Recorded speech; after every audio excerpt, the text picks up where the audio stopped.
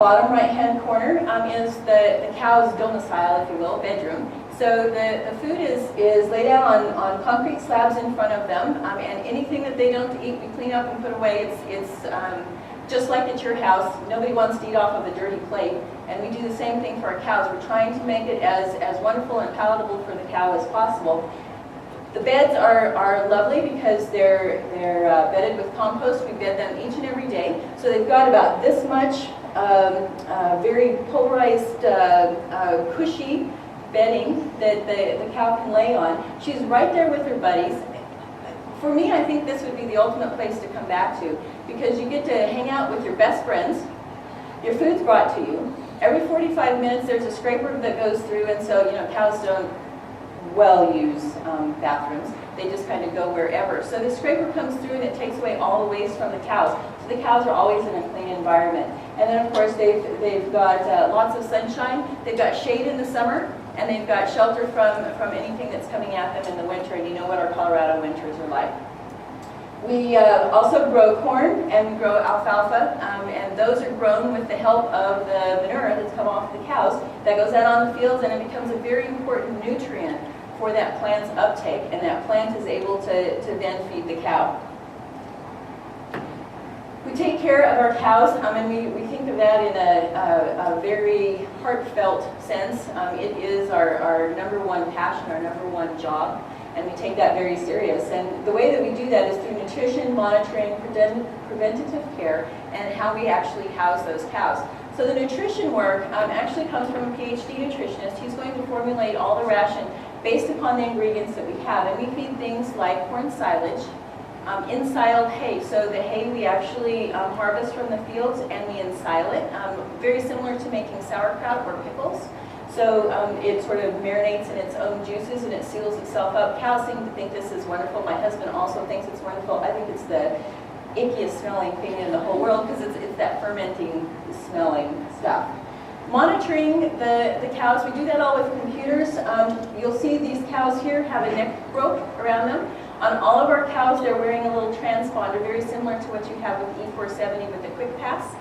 And it kind of keeps track of where those cows are. And that's in the video you saw earlier. That's how we know how much is going on with those cows, exactly what's going on. Because that transponder accesses the computer database. So anytime I access that cow, I'll know how big was her last baby. I know what her vaccination schedule was.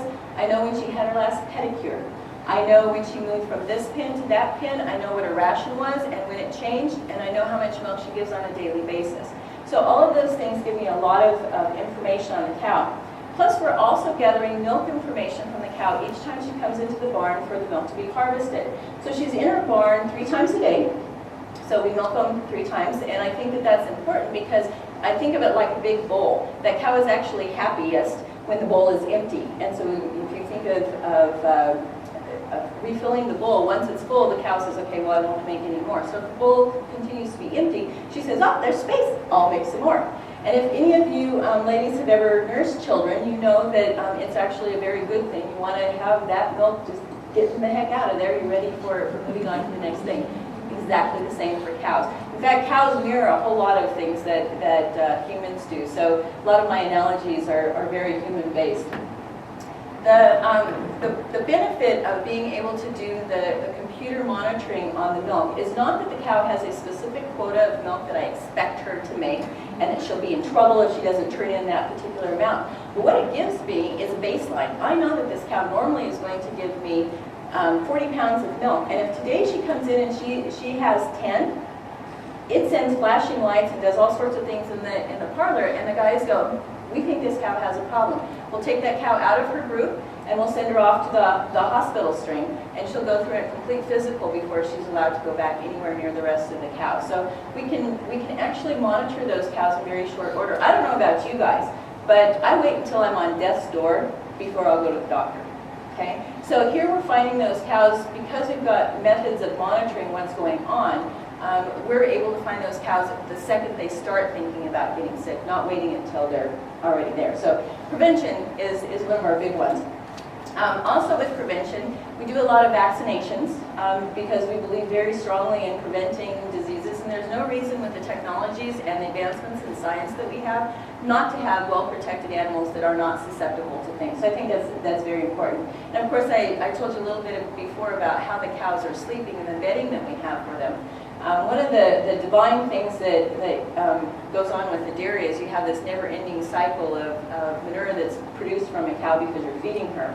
But also, by virtue of what we're able to do, we compost that, and we bring it back in and we lay that into the bedding. So the bedding is actually composted for 6 to 8 weeks. This bedding is exactly the same thing that all of you guys apply to your fields or to your flower garden or your vegetable garden so that it grows. You know that those nutrients are really important for your plant to grow because it won't grow if you just put it in there with water alone, for example.